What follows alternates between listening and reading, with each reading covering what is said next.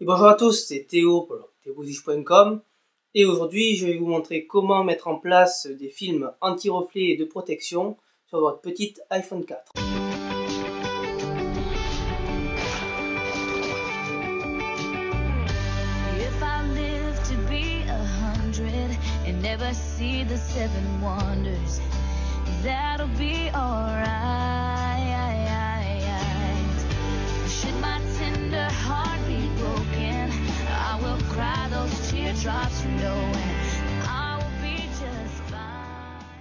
Donc tout d'abord, il vous faut bien évidemment des films anti-reflets et de protection d'écran surtout.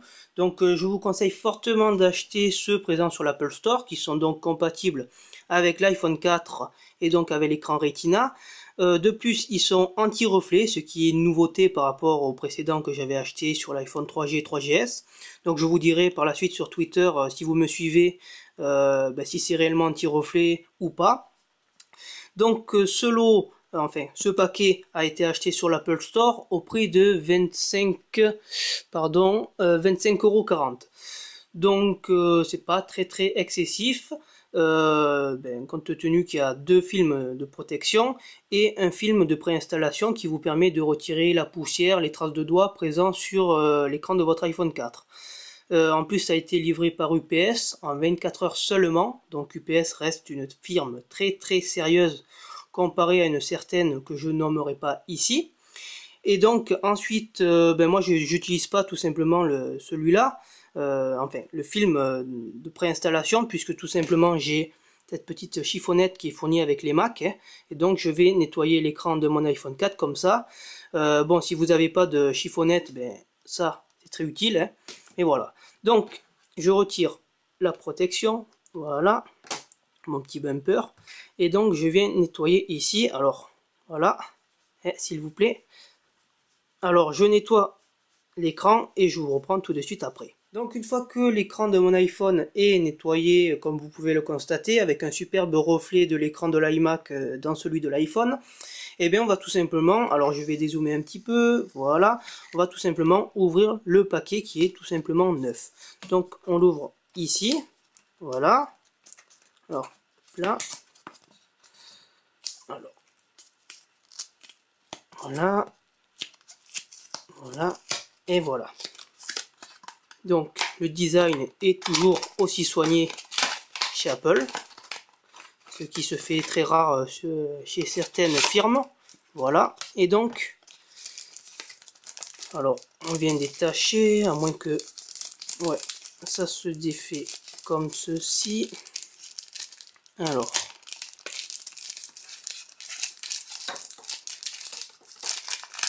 voilà, hop là.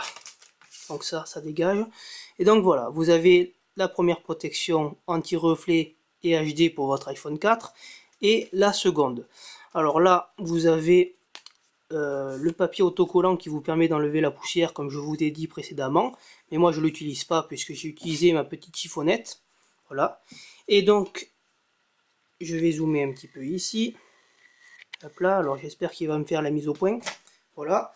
Donc ensuite je viens retirer le papier, voilà. Alors vous évitez bien sûr de le faire dans un endroit poussiéreux ou venté, hein, tout simplement. Et donc, voilà, je le tourne comme ceci. Alors je ne sais pas si vous allez voir si le WX5 va me faire la mise au point, mais voilà, donc je le pose ici, hop là. Et donc, je viens le mettre en haut, comme ceci. Hop là, donc il se met en place. Voilà. Donc, je viens appuyer sur les côtés pour chasser l'air qu'il reste. Voilà. Donc en haut, ça c'est bien mis, il me semble. Oui, ça c'est bien mis. Alors ensuite, je viens avec mon petit chiffon appuyer ici pour chasser l'air, tout simplement. Voilà. Hop là. Hop là.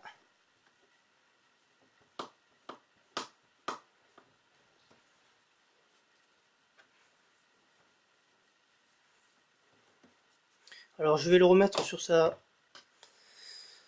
protection tout simplement parce que je veux pas rayer aussi l'arrière, puisque bon, l'iPhone 4 devait être soi-disant plus résistant que ses prédécesseurs et c'est pas le cas, hein, tout simplement parce que avec le nouveau traitement sur l'écran, ben, ce dernier est beaucoup plus fragile que les anciens iPhones. J'ai même appelé le support et la femme qui m'a répondu m'a dit que c'était bien le cas, l'iPhone 4 était plus fragile alors que sur l'Apple Store il marque le contraire. Voilà. Donc j'enlève les bulles. Alors je sais pas si vous y voyez grand chose, mais bon, moi je les enlève. Voilà, donc, alors, là c'est mieux. Voilà. Donc vous voyez que j'ai encore une petite bulle. Et donc l'avantage c'est que ces films de protection ne collent pas. Donc vous pouvez les retirer pour nettoyer dessous. Vous pouvez les retirer quand vous le souhaitez, puisque ben, tout simplement, puisque ça ne colle pas, ça ne fera pas de bulles, ça ne fera pas de traces sur votre écran. Et donc ça c'est pas mal. Donc je vais dézoomer puisque j'avais pas vu que ça rentrait pas dans l'écran. Donc une fois que le film anti-reflet est placé, vous pouvez constater qu'il joue parfaitement son rôle, puisque ben, il n'y a plus de reflet dû à l'écran de l'iMac comme c'était tout à l'heure. Donc le premier constat est que ben, l'utilisation en extérieur va être beaucoup plus agréable, puisque ça va compenser pas mal les reflets dus au soleil. Bon, ça va pas les compenser à 100%, mais déjà ça va être pas mal. La deuxième chose, c'est que si vous avez des micro-rayures, comme c'est mon cas actuellement, ben, le film anti-reflet va cacher en partie ces micro-rayures. Donc ben, pour moi qui suis un maniaque, comme vous avez pu le constater, ben, ça me satisfait amplement. En revanche, vous pouvez constater que le film anti-reflet, ben, on va dire, dégrade un peu la qualité d'affichage de l'écran, puisque ben, c'est ben, un peu moins lisible, on va dire.